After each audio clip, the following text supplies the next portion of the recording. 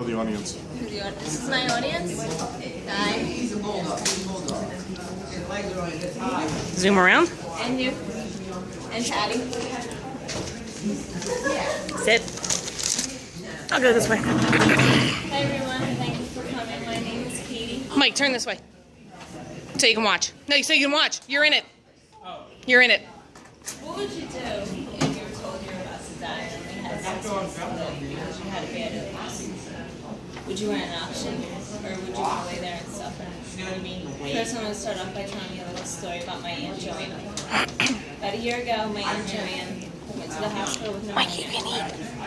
You can eat. She has COPD, so she wasn't able to recover from the pneumonia, and it just made her worse. Before my Aunt Joanne went to the hospital, she's a big country singer. She was in a band called Joanne and the Mavericks. She played in bars all over Levittown, Pendle. She even went to Nashville once and recorded her own record. So after all of that, and now being in the hospital, not being able to speak or talk, only enough to where she could whisper, and then pretty soon she was just laying there, and the only way she could communicate was writing on a notebook back and forth. But still, Aunt Joanne wanted to live. Then Aunt Joanne got worse, and she was in and out of the hospital every week for blood transfusions and other tests. But still, she was in great spirits and wanted to live. And then eventually, about a couple months ago, Aunt Joanne couldn't hold on any longer, and she passed away. While she was going through all this, she had the option of being taken off oxygen and going into hospice, and then pretty much just sitting there in pain, waiting to die. There's no other option. But still, she wanted to live and finish life until she passed. Well now, let me tell you a little story about Jeff. Jeff was a professor all his life. Then he came down with a serious illness to where he was fed through a feeding tube. He had an oxygen mask. He could speak a little bit, and when he did, it was a faint whisper, and he had to continue to catch his breath over and over again to finish his sentence. Every morning, Jeff's wife would have to get up, bathe him, feed him, change his clothes, take care of him constantly. Jeff felt bad because he didn't want to put the burden on his wife and have her constantly taking care of him. Jeff was ready to die. He wanted to end his life. So now, Jeff had the option of speaking with a doctor about death, physician, suicide. Jeff was ready to die.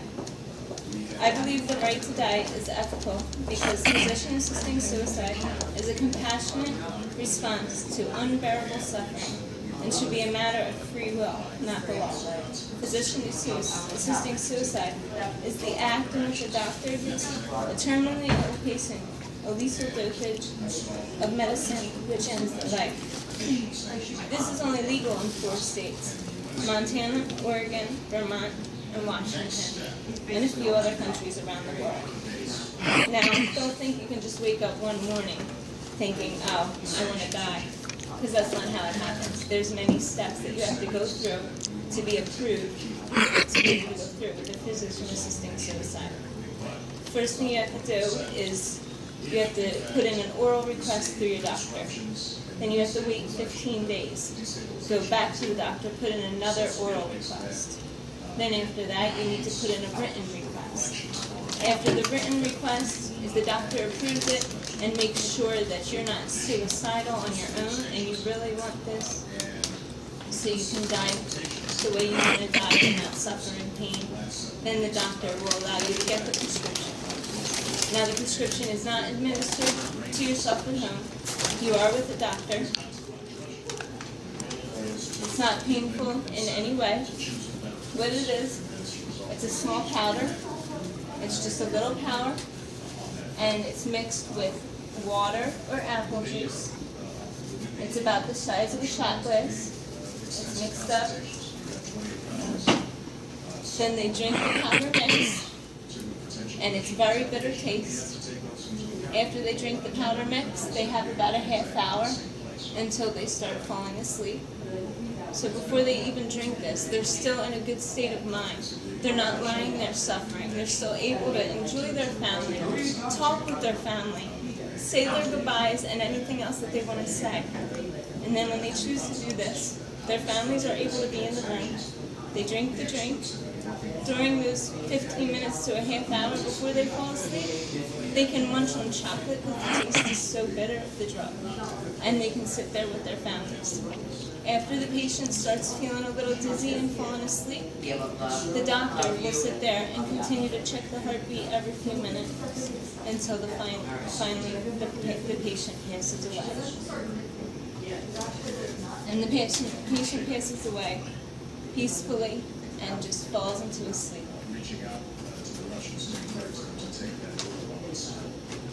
Sorry, get a little emotional.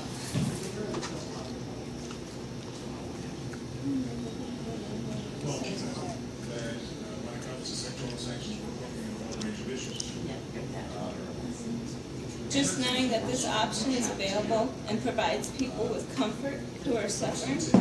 If a person who is extremely ill and suffers an excruciating pain and wants to die but is forced to continue to live life, they're more likely to become depressed, and then that causes even more suffering for them.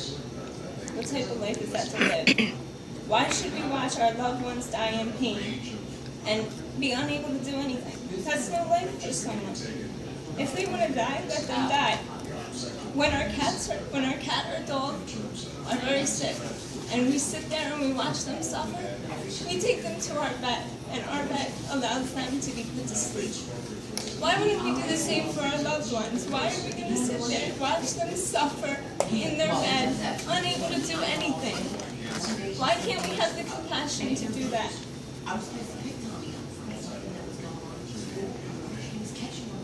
This way, before the person becomes so ill and they can't do anything, doctor assisting suicide gives them the ability to spend time with their families and say their goodbyes instead of waiting until they are on their deathbed and unable to communicate. When the day comes when you're lying in the hospital bed, unable to breathe and eat on your own, and you're lying in your feces until someone comes and decides to change you, what would you do? Would you want a choice, or would you rather lay there and suffer until you die? Anybody have any questions? I have a question. Yes. Are they practicing this on prisoners at this time? On prisoners, they will not allow that on prisoners because prisoners are in there for a reason. They did something.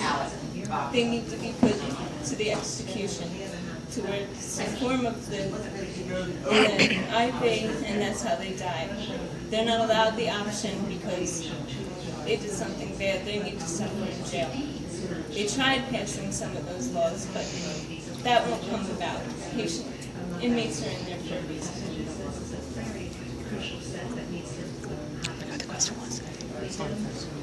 Oh yeah, were there any side effects when the drugs are administered? No, there are no side effects. We don't have to worry. You don't have to worry about your loved ones sitting there and something going wrong with the medication. The medication is so strong, they use it on horses and elephants to put them down.